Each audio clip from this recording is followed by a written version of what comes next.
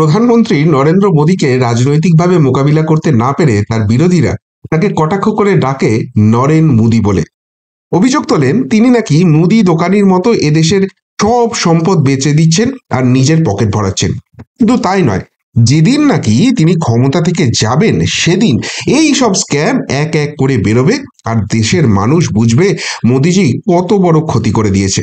By the way, এইসব অভিযোগ যারা তোলেন তাদের অন্যতম মমতা ব্যানার্জি, এই রাজ্যের যিনি মুখ্যমন্ত্রী, নিজেই সরকারি সম্পত্তি সব বেচে দিচ্ছেন আর হাইকোর্টকে হস্তক্ষেপ করে সেটা আটকাতে হচ্ছে।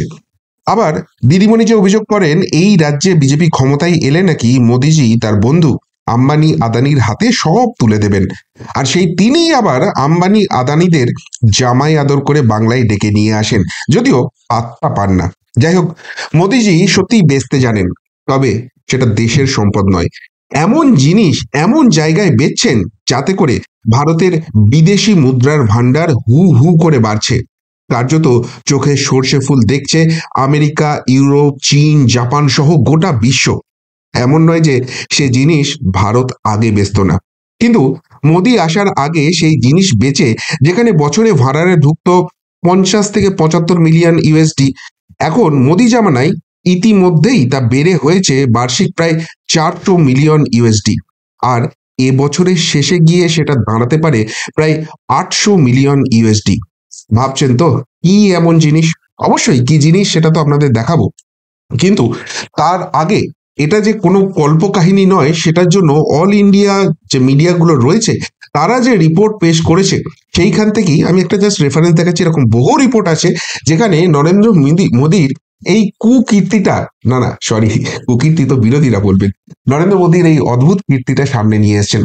নরেন্দ্র মোদী আসার পর ভারতের বিজনেস স্ট্র্যাটেজি কিভাবে চেঞ্জ হয়েছে, বিজনেস লাইন কিভাবে চেঞ্জ হয়েছে এবং তার ফলে ভারতের অর্থ ভান্ডার, বিশেষ করে বিদেশি ভান্ডার কিভাবে ফুলে ফেপে উঠছে, মোদীর মাস্টার স্ট্রোক সেটাকেই ব্যাখ্যা করা হচ্ছে। কোন এমন জিনিস যেটার জন্য এত কিছু হচ্ছে, আপনারা একবার পুরো জিনিসটা দেখলেই বুঝতে পারবেন। যে জিনিসটির কথা বলা হচ্ছে মূলত হচ্ছে এইটি, অনেকেই চিনতে পারছেন, সেটাই হচ্ছে সুরা। বিশেষ করে বলা ভালো এটা হচ্ছে হুইস্কি।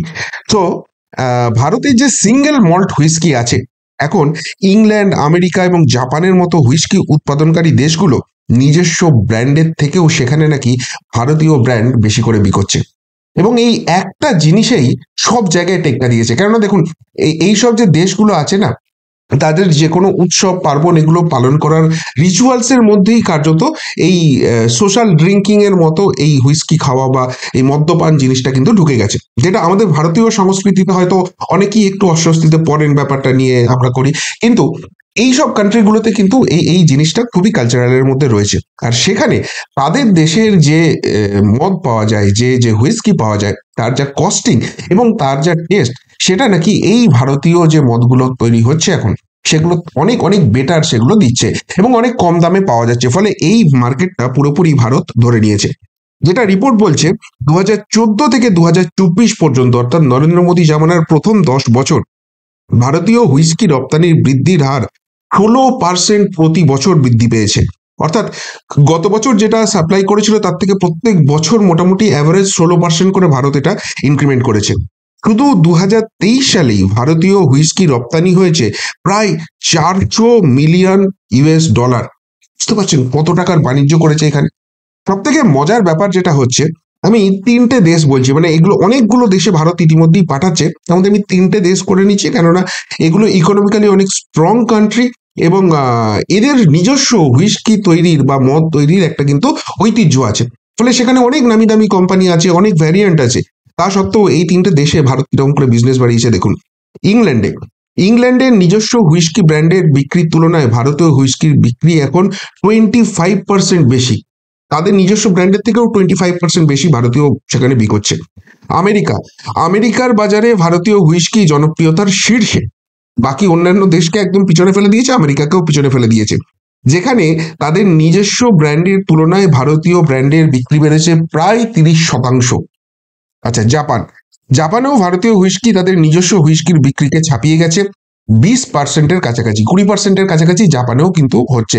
মানে এটা শুধু ইউরোপ বা আমেরিকা নয়, এশিয়ার যে পূর্বের দেশগুলো রয়েছে যেখানে এই বেশি করে মদ্যপানের ধারাটা প্রচলন রয়েছে, সেখানে সেই মার্কেটটাও কিন্তু ভারত ধরে নিয়েছে। এবার একটা মজার কম্পারিজন আপনাদের দেখায়।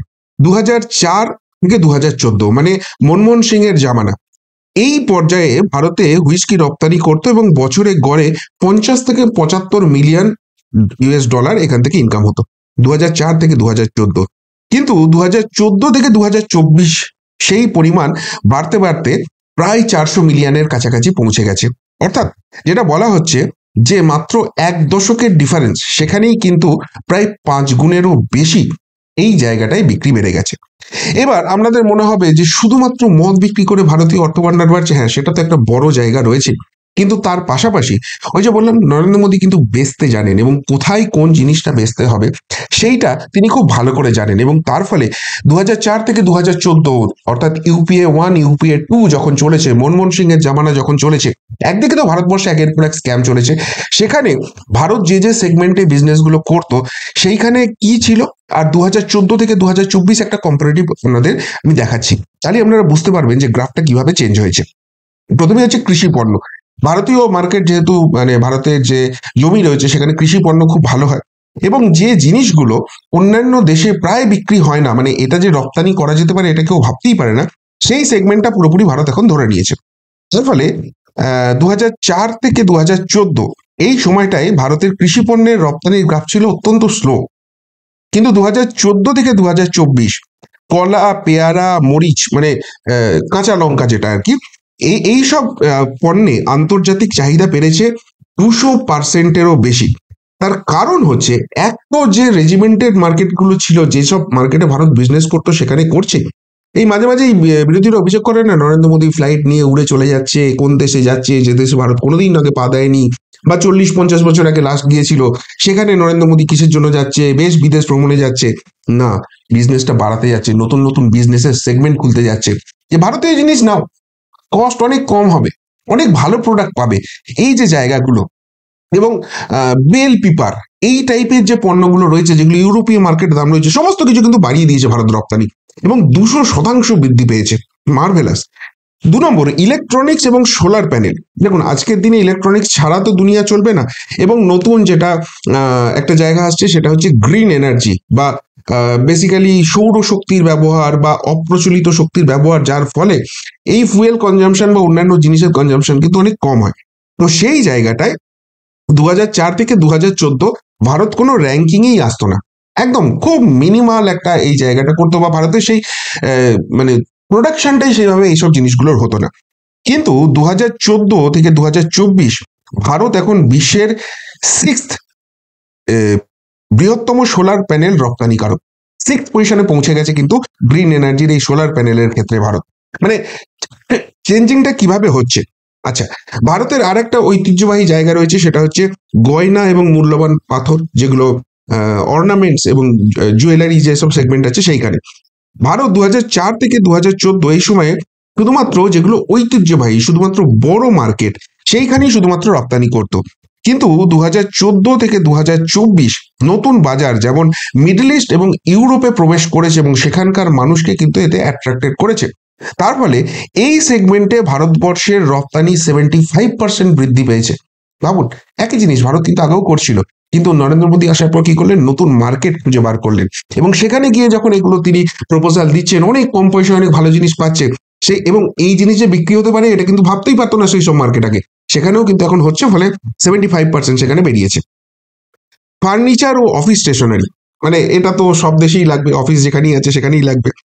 2004 থেকে 2014 বিশ্ববাজারে তেমন প্রভাবই ছিল না। 2014 থেকে 2024 অফিস স্টেশনারি যেমন রেজিস্টার ও ডায়েরি, বিশেষ করে সাইপ্রাস, নিকারাগুয়া এবং এল সালভাডারের মতো জায়গাতে অসম্ভব জনপ্রিয় হচ্ছে।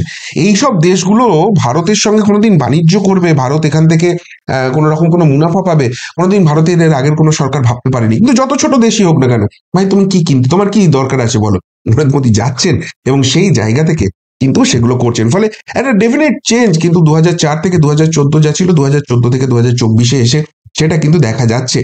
এবং এখানে এই চেঞ্জেসটা হঠাৎ করে হলো কেন, এখানে যেটা এই অল ইন্ডিয়া মিডিয়া যে রিপোর্টগুলো করেছে, মানে এরা আবার করছে যেটা ইন্টারন্যাশনাল বিজনেস থেকে যে রিপোর্টগুলো এসেছে তার বেসিসে এই রিপোর্টটা তারা পাবলিশ করেছে।